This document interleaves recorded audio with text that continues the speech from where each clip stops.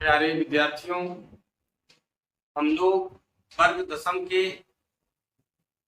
भौतिकी के प्रकाश का अपवर्तन चैप्टर पढ़ रहे हैं। इससे पहले हम लोगों ने 2 क्लास में सीखा है और जो सीखा है वो वीडियो के डिस्क्रिप्शन में लिंक साझा कर दिया जाएगा। आप उसके माध्यम से पिछला 2 क्लास का अध्ययन कर सकते हैं। आप लोगों को अगर समझ में नहीं आवे या कहीं किसी प्रकार का कोई दिक्कत हो तो आप कमेंट में जरूर करें। अब है कि आज का जो टॉपिक है बहुत ही इंपॉर्टेंट है और ऑब्जेक्टिव के पॉइंट ऑफ व्यू से बहुत ही महत्वपूर्ण है, जो प्रायः विद्यार्थियों को भारी लगता है वो बिल्कुल ही आसान लगेगा अगर आप वीडियो के अंत तक बने रहते हैं। आइए हम लोग आज का क्लास प्रारंभ करते हैं। पहला पॉइंट है कि वायु की अपेक्षा पानी प्रकाशतः सघन माध्यम ऑप्टिकली डेंसर होता है। अब यहाँ बच्चों को, विद्यार्थियों को भारी लगता है कि किसको सघन माध्यम कहें, किसको विरल माध्यम कहें, तो बिल्कुल आसान है।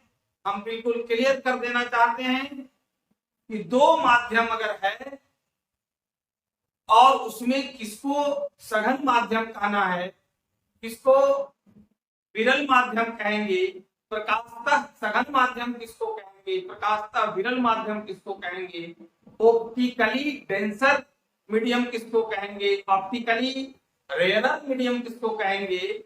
तो सबसे पहले यहाँ पर देखिए 2 बातें हो रही है, 2 माध्यम की बात हो रही है। एक वायु है और दूसरा पानी है। हम लोग ये जानते हैं कि वायु में प्रकाश की चाल 3 लाख किलोमीटर प्रति सेकेंड होता है, जबकि पानी में 2,25,000 किलोमीटर प्रति सेकेंड प्रकाश की चाल होती है। अब है कि जिस माध्यम में प्रकाश की चाल, दोनों में हम तुलना कर लेंगे कि पानी और वायु में प्रकाश की चाल किसमें अधिक है। तो हम लोग जान रहे हैं कि वायु में अधिक है, इसलिए वायु विरल माध्यम होगा कांच की अपेक्षा, और कांच वायु की अपेक्षा सघन माध्यम होगा। क्योंकि कांच में जो है या पानी में जो है वो वायु की अपेक्षा क्या है, प्रकाश की चाल कम है। तो जिसमें प्रकाश की चाल कम होती है वो उस माध्यम के सापेक्ष, उस माध्यम की अपेक्षा सघन माध्यम कहलाती है। अब यहाँ पर देखिए कि वायु की अपेक्षा पानी प्रकाश का सघन माध्यम है, कारण वायु की अपेक्षा पानी में जो है प्रकाश की चाल कम होती है और वायु में अधिक होती है। इसलिए वायु की अपेक्षा पानी प्रकाश का सघन माध्यम है, ऑप्टिकली डेंसर मीडियम है। और दूसरा जस्ट उसका उलट कि पानी की अपेक्षा वायु प्रकाश का विरल माध्यम है, ऑप्टिकली रेयरर मीडियम है। कारण यहाँ पर वायु में जो प्रकाश की चाल है वो अधिक है, किसके तुलना में, पानी में प्रकाश की चाल की तुलना में। इसलिए यहाँ पर पानी की अपेक्षा वायु प्रकाश का विरल माध्यम है। प्रायः विद्यार्थियों को कंफ्यूजन होता है, समझने में परेशानी होती है कि हम किसको सघन माध्यम कहें, किसके बनिस्पत, और किसको विरल माध्यम कहें। यहाँ मैं एकदम बिल्कुल क्लियर कर दिया हूं। आप बार बार वीडियो को देखें और समझने का प्रयास करें। दूसरा जो पॉइंट है कि पानी की अपेक्षा कांच प्रकाश का सघन माध्यम है। फिर देखिए वही बात, हम यहाँ पर तुलना करेंगे पानी और कांच का।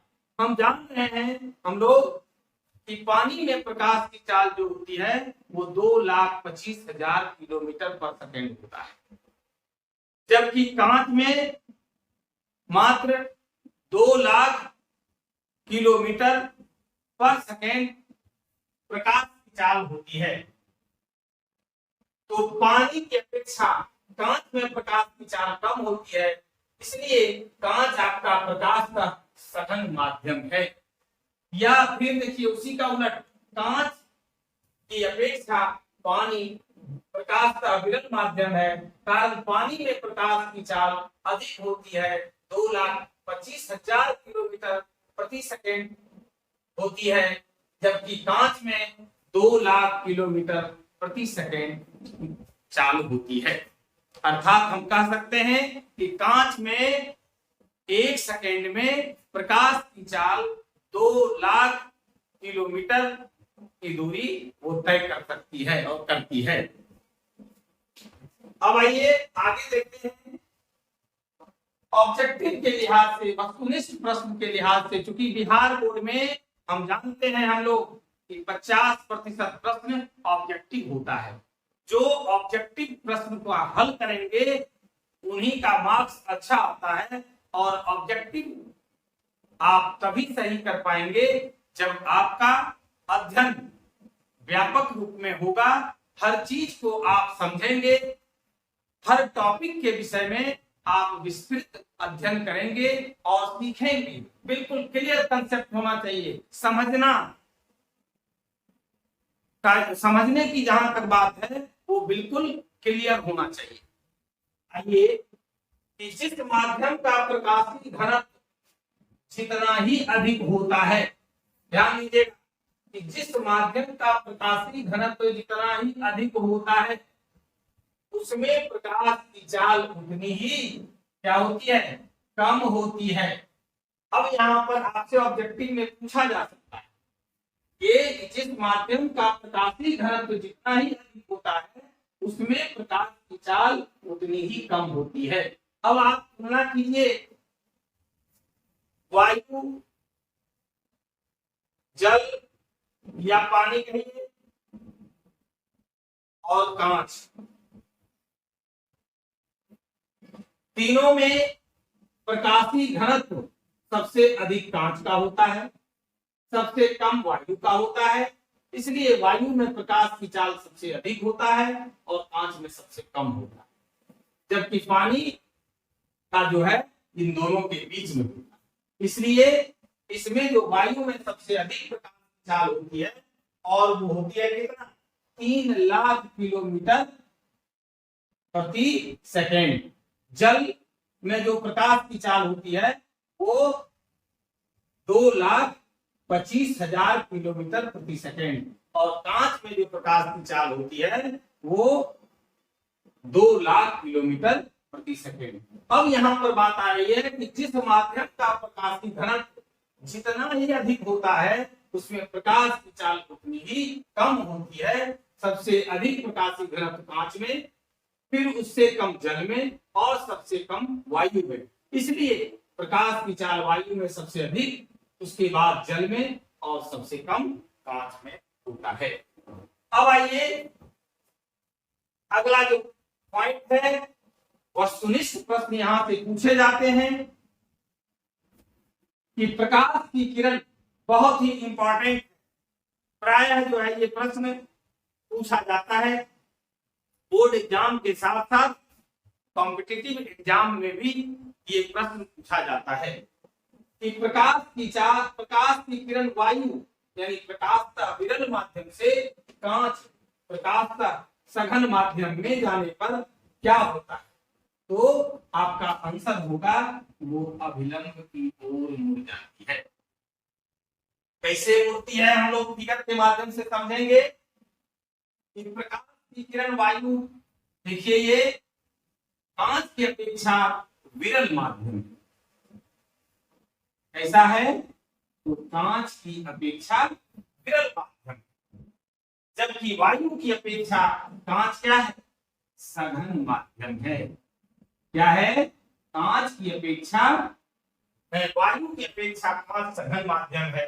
जब प्रकाश की किरणें विरल माध्यम से सघन माध्यम में जाती है तो वह अभिलंब की ओर मुड़ जाती है। अभी देखिए यहां पर वायु है, वायु में आपतित किरणें A O बिंदु O पर आपतित हो रही है। अगर यहाँ पर कांच नहीं होता, ये जो AO किरणें हैं वो सीधे OC के दिशा में चली जाती, लेकिन बीच में कांच है, अपवर्तन की क्रिया का संपादन हो रहा है और अपवर्तन के कारण ये OC दिशा में नहीं जा करके OB की ओर मुड़ जाती है।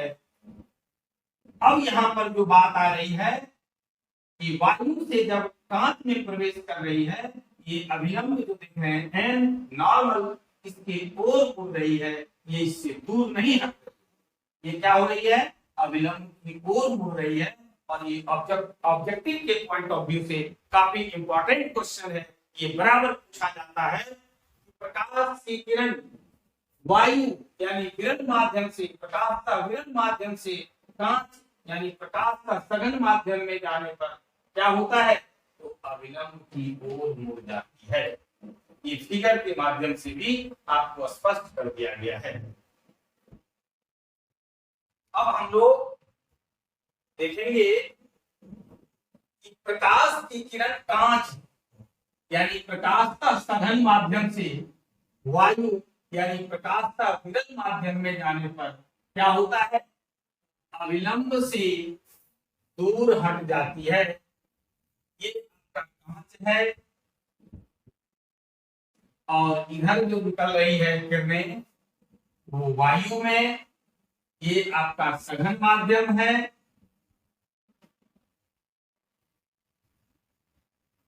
वायु की अपेक्षा ये आपका विरल माध्यम है कांच की अपेक्षा। तो हम लोग क्या सीखते हैं, यहाँ देखिए AO है आपतित किरण, कांच से सघन माध्यम से वायु विरल माध्यम में आने के बाद जो है अभिलंब NON जो है इससे वह क्या होता है, दूर हट जाती है। अगर ये वायु नहीं आती तो ये सीधे AO OC के दिशा में सीधे निकल जाती, लेकिन कांच से वायु में आने पर, सघन माध्यम से विरल माध्यम में आने पर वो अभिलंब से दूर हट जाती है। अगला है जब प्रकाश की किरण दो माध्यमों को अलग करने वाली सतह पर लंबवत पड़ती है, क्या कह रहे हैं, लंबवत पड़ती है हो तो वह बिना मुड़े अर्थात बिना अपवर्तन के सीधी निकल जाती है। यहाँ देखिए ये कांच की सिल्ली है, ये क्या है, कांच की सिल्ली है और इस पर जब लंबवत किरणें पड़ती है तो यह बिना अपवर्तन के बिना मुड़े सीधे निकल जाती है। ये आपका आज का जो क्लास है वह पूर्णतः ऑब्जेक्टिव बेस्ड क्वेश्चन पर आधारित था। आप इसको बार बार देखेंगे और समझेंगे, एक भी प्रश्न आपका नहीं छूटेगा। धन्यवाद।